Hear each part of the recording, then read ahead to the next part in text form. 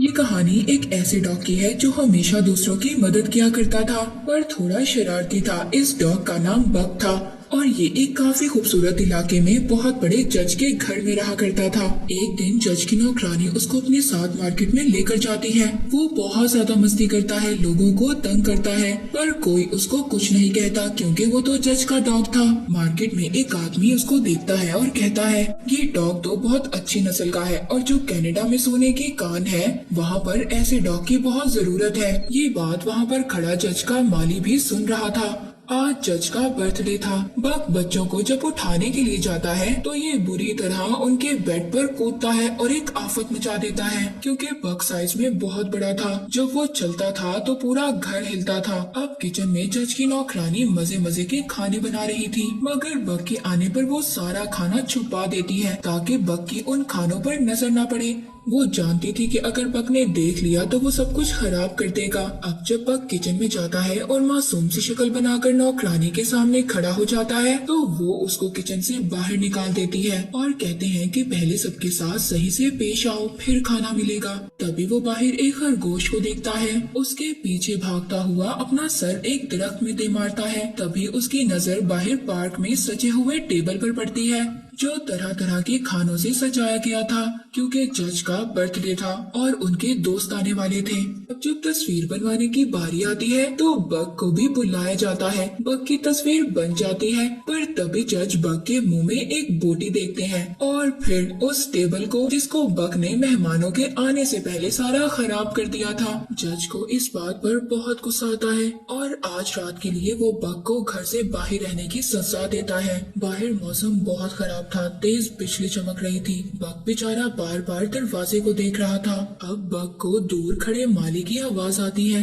वो उसके पास जाता है। तभी माली एक बिस्किट को एक घोड़ा गाड़ी में फेंकता है। बक भी उसको उठाने उसके अंदर चला गया था क्योंकि बक बेचारा भूखा था, पर तभी माली दरवाजा बंद कर देता है। बक अंदर से देख रहा था कि माली किसी से पैसे ले रहा है। वो समझ गया था कि उसने इसे बेच दिया है, उसी आदमी को जो मार्केट में बक को देखकर बात कर रहा था। अब बक को वहाँ से ले जाकर एक बहुत बड़े बॉक्स में बंद कर ट्रेन में चढ़ा दिया जाता है। बक को जब होश आता है तो वो भौंकता है, खाना मांगता है। तभी एक आदमी अपने हाथ में डंडा लेकर उसका बॉक्स खोलता है। वो आदमी बक को मारता है। पहली बार बेचारे बक को किसी ने मारा था, मगर बक अब भी हार नहीं मानता। वो मौका पाते ही वहाँ से भाग जाता है। जब वो बाहर आकर देखता है तो वो तो एक जहाज में था जहाँ उसके चारों तरफ पानी था। अब उसको पता चल गया था कि वो यहाँ से भाग भी नहीं सकता। वो जहाज अपनी जगह पर पहुँच गया था। बक वहाँ पर सबको हैरान नजरों से देख रहा था।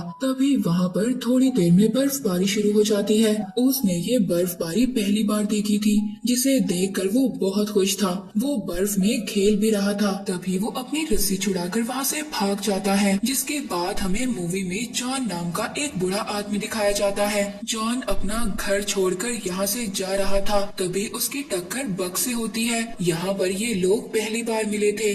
बक को अब उन डॉग्स के साथ रख दिया जाता है जिनको बेचा जाना था। वहाँ पर बाकी डॉग्स के साथ दोस्ती करना चाहता था, पर बेचारे से कोई भी दोस्ती नहीं करता।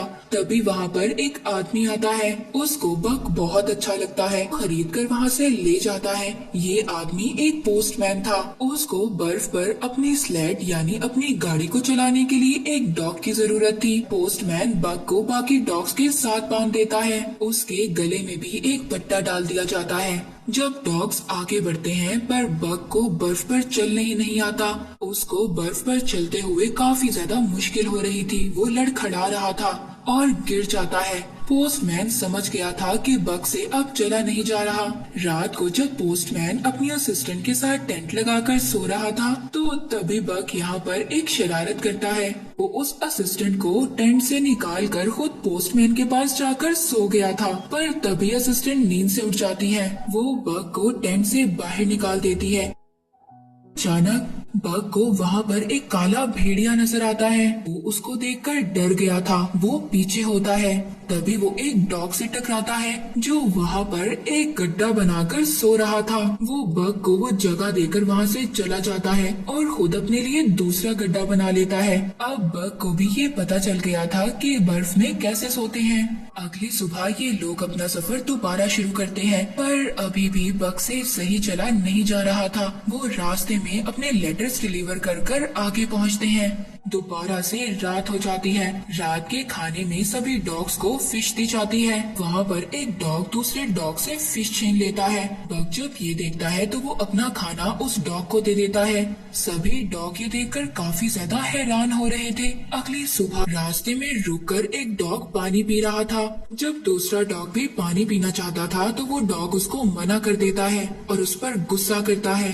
बग ये देखकर दूसरी जगह पर बर्फ को खोदकर पानी निकालता है और सभी डॉग्स को वहाँ से पानी पिलाता है। सब डॉग बहुत ज्यादा बग से खुश हो गए थे, पसंद करने लगे थे। उस डॉग को बहुत ज्यादा गुस्सा आ रहा था जो दूसरों को पानी पीने से रोकता है। बग अब काफी अच्छी तरह बर्फ पर भागने लगा था। एक दिन रास्ते में चलते हुए पोस्टमैन की असिस्टेंट बर्फ को चेक करते हुए पानी में गिर जाती है। बग जब ये देखता है तो वो अपनी जान की परवाह किए बगैर उस असिस्टेंट को बचाता है। पहले तो बग को नोटिस नहीं करती थी, पर अब उसको भी बग अच्छा लगने लगा था।